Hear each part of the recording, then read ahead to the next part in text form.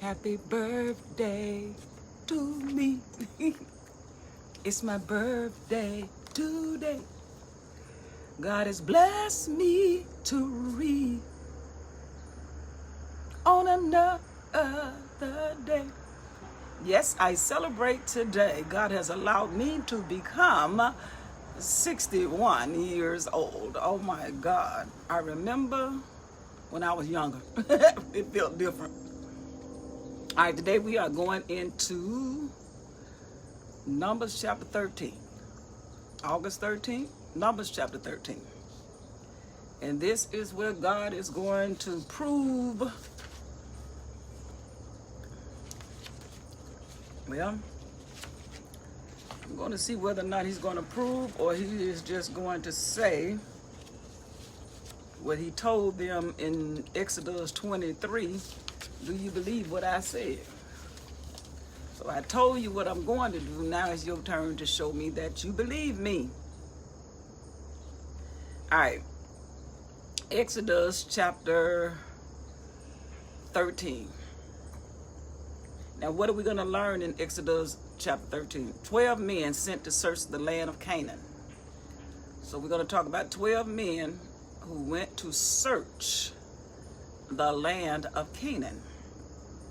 And they were given their instructions.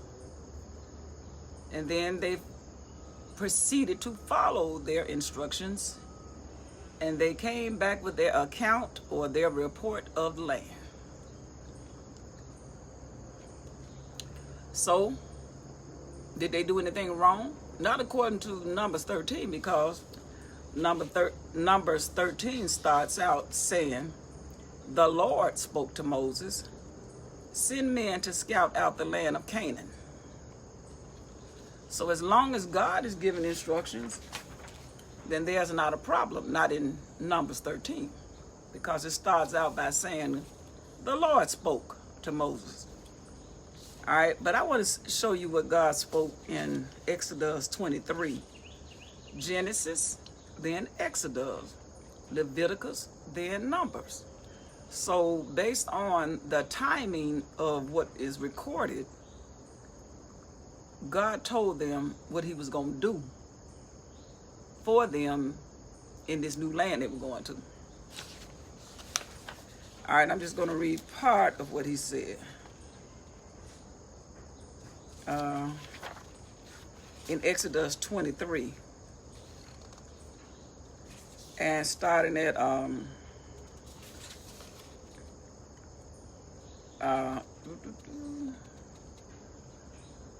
okay. I'm just looking at verse 27. Now this is before they go into Numbers 13. Exodus 27 says, I will cause the people ahead of you to feel terror and will throw into confusion all the nations you come to. I will make all your enemies turn their backs to you in retreat. I will send hornets in front of you, and they will drive out the Hivites and the Canaanites and the Hittites away from you. I will not drive them out ahead of you in a single year. Otherwise, the land will become desolate, and wild animals will multiply against you. I will drive them out little by little ahead of you until you have become numerous and take possession of the land. So that's what God promised that he will do. And now we come to where they are going to be put to the test. Good morning, everybody. All right. So now God has already told them in Exodus chapter 23 what I am going to do for you. And he has no problem with you according to Numbers 13. Now, we're going to stick with what's going on in this book. And if we find out more details in another book, then we'll see what's going on there. But Numbers 13, this is what the Lord is saying. And I'm reading out of the CSB. The Lord spoke to Moses, send men to scout out the land of Canaan I am given to the Israelites. So,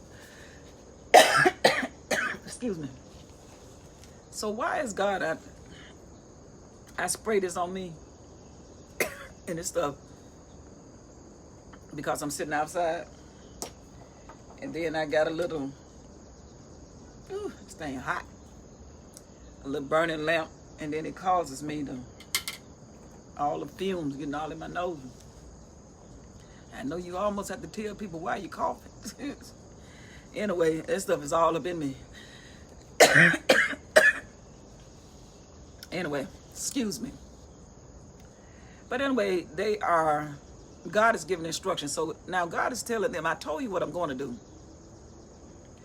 But then I want you to go scout the land out. I'm going to let you go scout it out. So I always try to take what is happening to the children of Israel and go to what Jesus did and see if their planning is aligned with his instructions. And what came to my mind is when Matthew 4, I think. Well, I know when he was being tempted of the devil, and he went up into that mountain and he stayed there 40 days and 40 nights. And when he got down, he said, I must need go. I got to go. I got to go fulfill this part of my assignment. So he went down, and the enemy had to come and meet him on the grounds he was standing on. The enemy didn't follow him. Jesus said, I'm going to meet you there. And so when he went there, the enemy sort of gave him look at all of this. And let's see what Jesus said about what he saw based on what the children of Israel said they saw and how they responded. I know how Jesus came out. Let's see how these folk came out. The Lord spoke to Moses, send men to scout out the land of Canaan. I am given to the Israelites. And I think to me, personally, right here in the chapter 13, I do know some commentators said that, we're going to find out that they made that request. But I think God submits, he allows what he allows. And I think that, like if I'm coming to a new city, I know nothing about it. And let's say I want to come there and prepare a family reunion. I'm going there to check things out. And it's not because I doubt. It's just that I want to know where I'm going to be celebrating. And I need to know how much time will it take me to get from here to there. And I think that, in my opinion right now, I think it's wisdom. Because God promised it, doesn't mean that I didn't have the right to go check it out. I mean, like if you decide you want to marry somebody and that's what you want, I think it would be wise to, kind of check it out. Just don't plunge into it. This is what the Lord said. Okay. Me personally, I'm going to do what God told Moses to do right here. The Lord spoke to Moses, send men to scout out the land of Canaan. I am given to the Israelite. I'm giving this to you. You don't have to fight for this. This is already yours. Now, if anybody come on your grounds, then I give you permission to take over your ground, take care of your stuff. He said, send one man who is a leader among them from each of their ancestral tribes. So I want somebody from every tribe, and we got them 12. We got 3 right here and 3 right here. My son scared me. 3 right here and 3 right here and 3 right here and 3 right here. What is it? Excuse me for a minute. You over there? No. Where? Do you want something? Oh yeah, that'd be nice. My son asked me, Matthew, you just locked me out. Oh. And then Matt, hold on y'all for a minute. What you gonna order me? Whatever I need. I don't want no pork. What? I don't want no bacon. All right. Don't lock me out. Excuse me, y'all. Personal around here. All right. I forgot what I was saying. My son, it's my birthday. He hadn't done one. He said he's ordering breakfast, and he said, you want some? I said, sure, yes. They had to have somebody to represent them from every tribe. They got 3 of the children of Israel here. God carried that on the outfit of Aaron. And he had the names of all of those guys who were the original 12.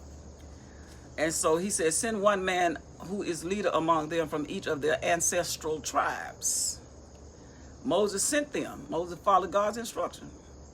I like that. Moses sent them from the wilderness of Paran at the Lord's command. All the men were leaders in Israel.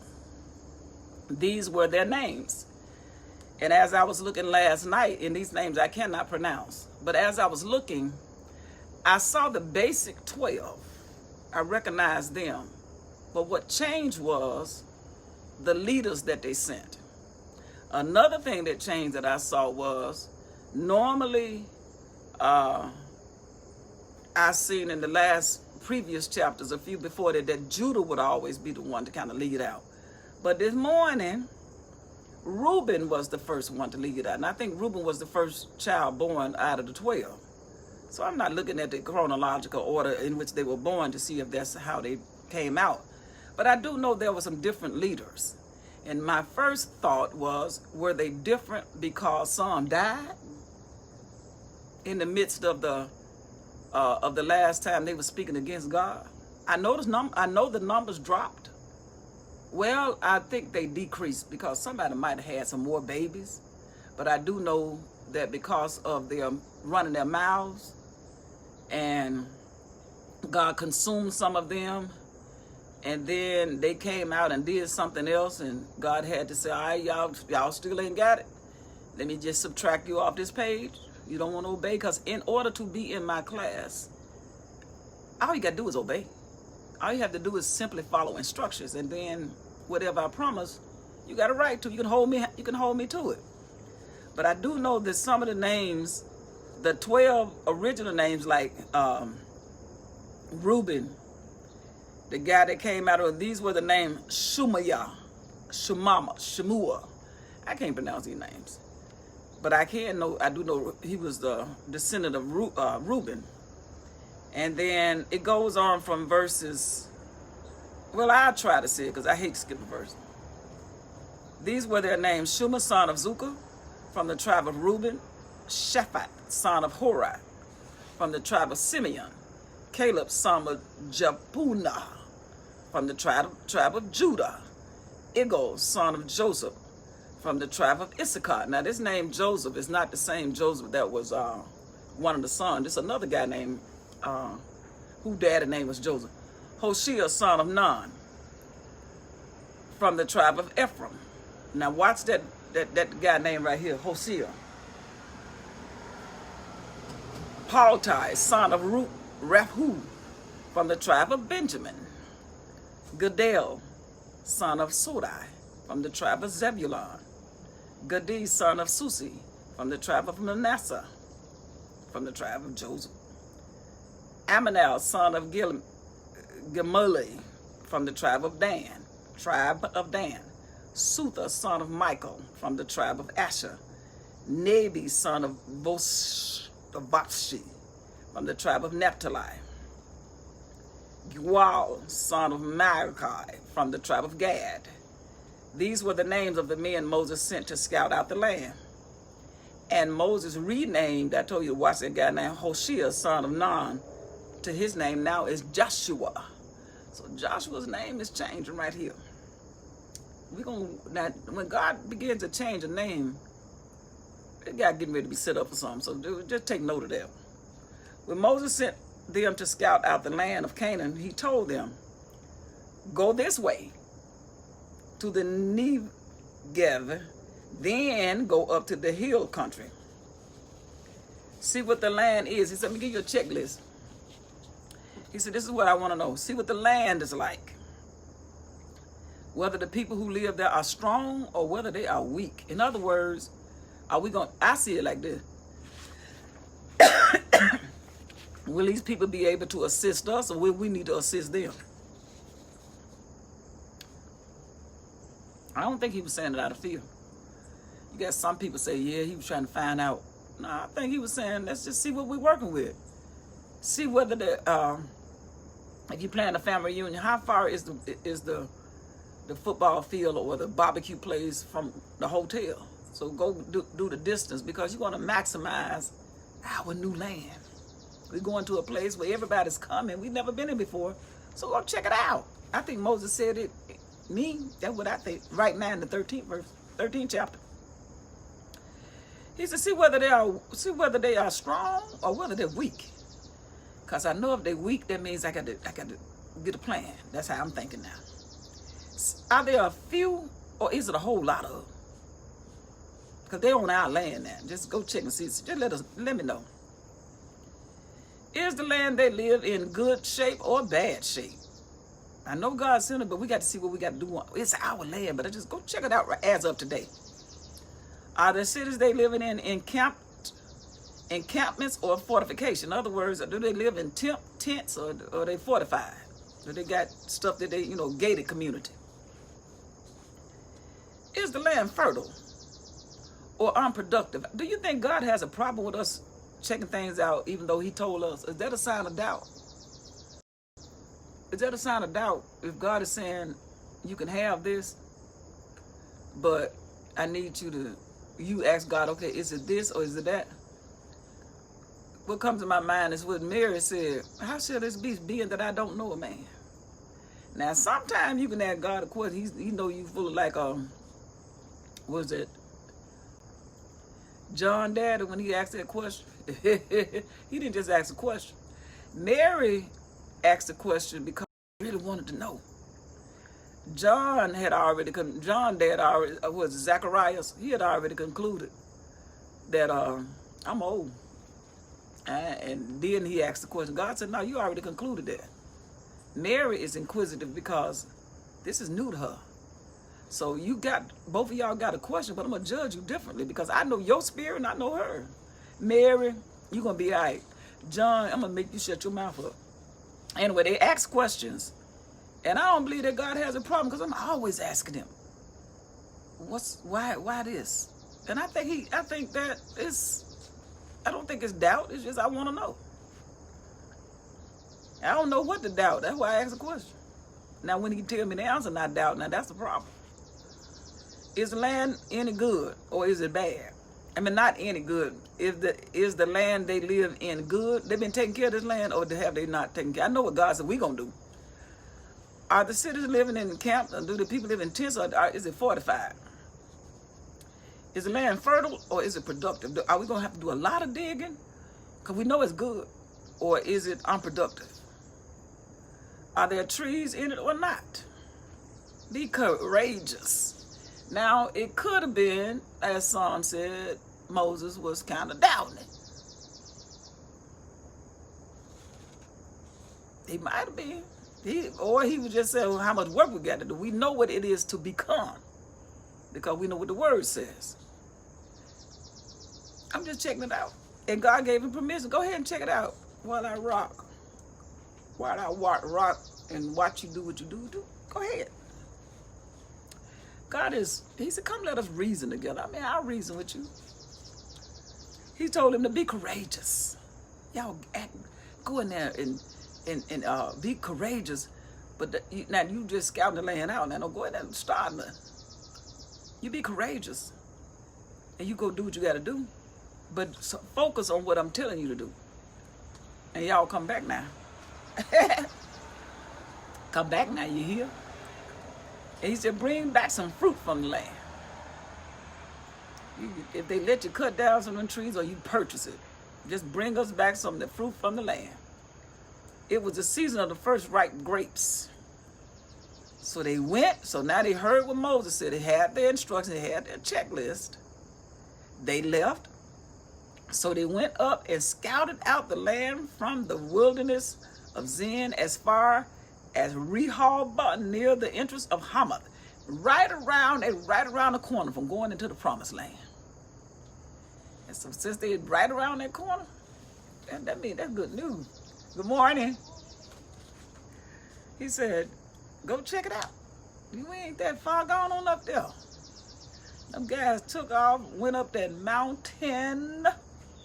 They went through the Negev and came to Hebron, where Ahaman, Shishai, Talmai, the descendants of Anak, were living. Hebron was built 7 years before Zoan in Egypt. Now that's some extra information, but we just keep note of that. When they came to the valley of Eshcol, they cut down a branch with a single cluster of grapes, which was carried on a pole by 2 men. My God, based on what I understand about grapes, there must have been some good grapes. Thick, heavy grapes. They also took some pomegranates and figs. So they had 3 types of fruits. That place was called the Valley of Eshcol because of the cluster of grapes the Israelite cut there. At the end of 40 days, how long did Jesus stay on the mountain? 40 days, 40 nights. They returned. How long did Moses stay on? How long did Noah stay on how long did it rain? 40 days, 40 nights. 40 keeps showing up, don't it? That place was called the Valley of Eshcol because of the cluster of grapes the Israelite cut there. At the end of 40 days, they returned from scouting out the land. So they did what Moses said. After 40 days, Moses didn't tell them to stay 40 days, but they stayed 40 days. So evidently they knew what they were doing. They came back and they got a report. Ooh, dude, we saw the land. Hey, anyway, they came back and they saw the land after 40 days and returned from scouting out the land. The men went back to Moses. These were leaders, and they came back. They could have went over there and stayed, but they followed the instruction. These leaders came back. The men went back to Moses, Aaron, and the entire Israelite community in the wilderness of Paran at Kadesh. They came back to the place they left. They brought back a report for them and the whole community, and they showed them the fruit of the land. I was just wondering, I said, now all the millions of people that we think that we got internet service, I wonder how they showed that to all them folks. These kind of thoughts come to my mind. But whatever they did, they brought it back. Or could it be that they brought it back, and when they told somebody they brought it back, they just believed them? Yeah, they brought back some grapes. He brought back some grapes. There's a lot of people to see that. Or the people were so organized that whatever they brought, they were able to view it because God had it organized. This wasn't just not no chaos. Y'all be quiet. Y'all be quiet. Oh no, these guys came back and people were interested because they had been in bondage for 400 years, and finally we finna go to a land we never seen. Y'all be, what is that? What is that? Ooh. Now that was enough for the people to get excited to say, I'm ready, I'm ready. But let's see what the report said. They reported to Moses, we went into the land, check. Where you sent us, check. Indeed, it was flowing with milk and honey, according to what the word has been telling us all the time. So that's true. And here are some of its fruits. And we got some evidence. Check. They did everything that God had aligned by the instructions of Moses, and they had the evidence of it. However, now they're going wrong. The people living in the land are strong. Well, Moses told us, he said, that was part of what I told you, telling me something. Why is it a however? However, the people living in the land are strong, and the cities are large and fortified. Okay, that's check. Okay. We also saw the descendants of Anak there. We saw the Amalekites. Now, anytime you see ITES aligned with a word, that's not a scary part. Sometimes people or teachers or preachers might say, those are that's just the descendants of. My last name is to be associated with the ites because that means that's a part of the family I came from. We are not to fear the flesh and blood. It's the spirit that's behind that flesh and blood. So their names is not to be afraid of. The Amalekites are living in the land, so that means Amalek. That's their name, but now that they say ites on it, that means the whole family that's their family. A lot of them. The Amalekites are living in the land of Negev. The Hittites, the Heths, and then they had the Tites, the Jebus, and they had the ites, Amoris, and they had the ites, the Amorites, and the Jebusites, and the Hittites living here in the hill country, and the Canaan. Canaan. Remember that boy named Canaan? What that boy name? Noah's son, who walked in. Canaan was the one that walked in and saw Noah undressed. And God told him, say, I'm going to get your grandson. Now we finna get him. And Canaanites lived by the sea and along the Jordan. Now they giving a report of what they saw now. Then Caleb quieted because the people said, strong. And all them people, because they might have just heard a little bit about these folks. Then Caleb quieted the people in the presence of Moses and said, let's go up now and take in possession of the land, and take possession of the land, because we are certainly, we can certainly conquer it. Oh, we can have this. That's Caleb. Oh, Caleb said, yeah, let's go, let's go, let's go. But the other man that was with Caleb, well,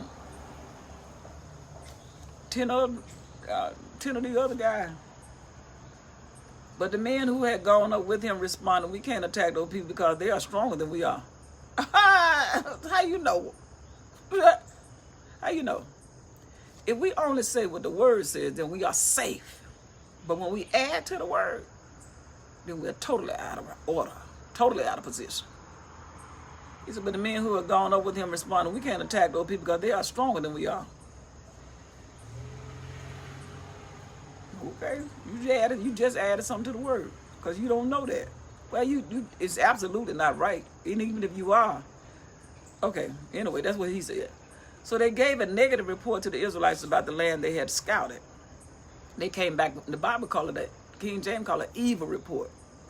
Anytime you say anything that doesn't line up with God's word, that's an evil report. Where do you get that report from?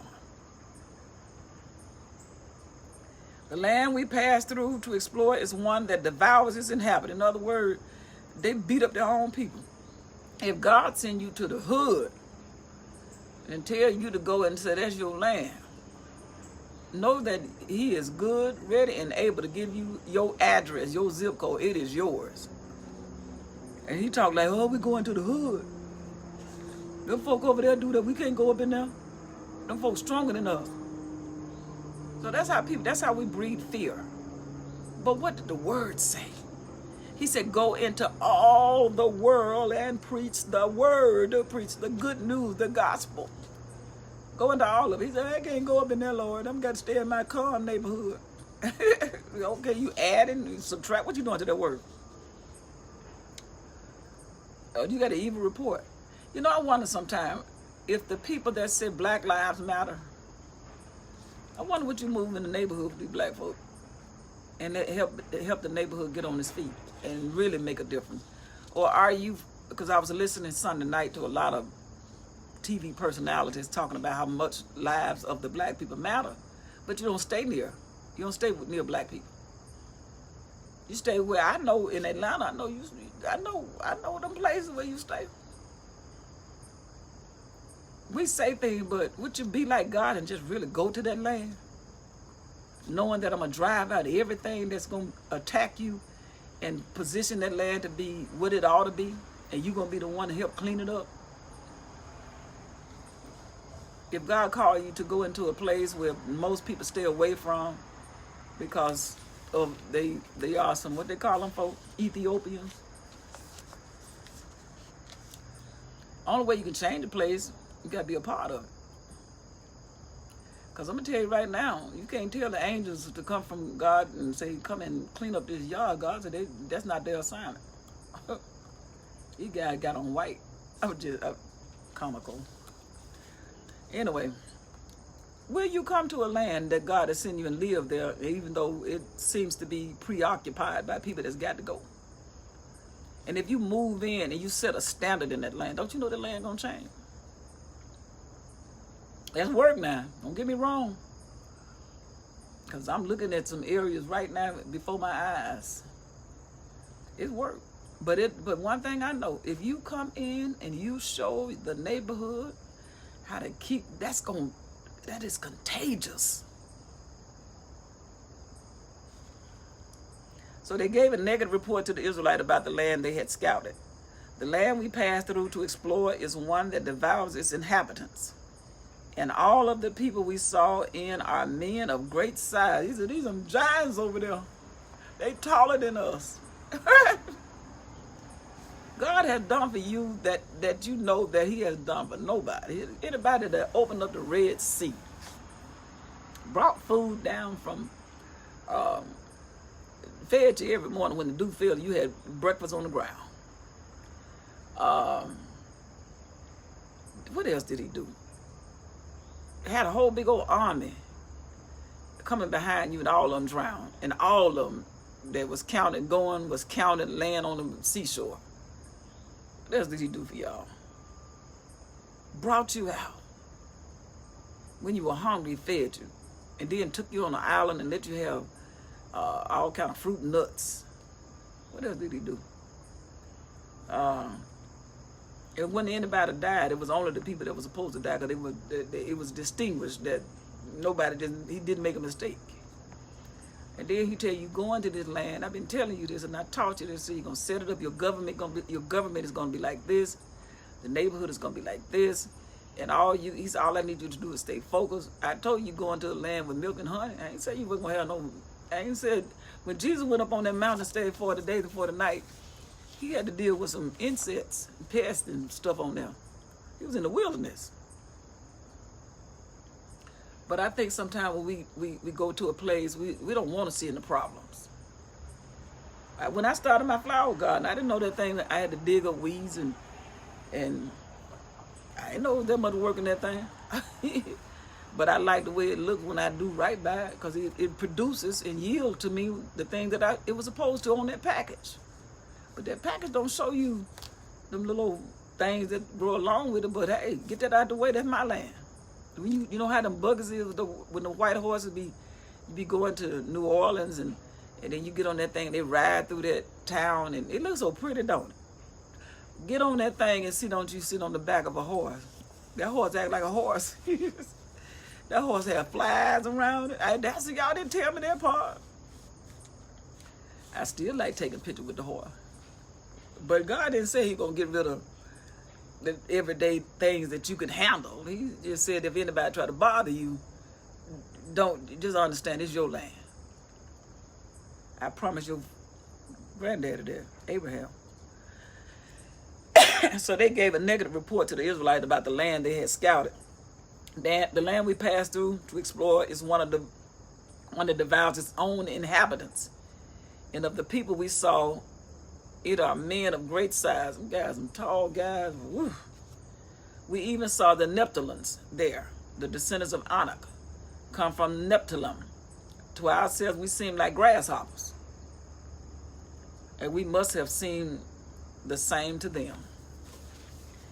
You don't have the right to tell me what I'm thinking. If you think that you look like a grasshopper to them, that's your thoughts. But you can't say what I then go on to say that they had how they saw you, because you're not them. You don't know whether God has that angel that you cannot see standing before you, and all they can see is the protection of God over you, and you already got the folk in the congregation getting ready to talk. I know they're about to talk, and I haven't even read the 14th chapter yet, because I know us. So the thing that God allowed them to do, sometimes God will let you go through things so you can check what you do based on what He said, and know how you need to align yourself. You went to the land and came back with a report. Always go back to the Word and see what God says, even if you had to go back into the 23rd chapter of Exodus. Okay, now this is what the Word says. This is what we saw. We are settled because God has already spoken what is ours and how it is to become ours. And that's the way it's supposed to be. But what do? We'll find out tomorrow. Tune in for chapter 14. Love y'all. Bye.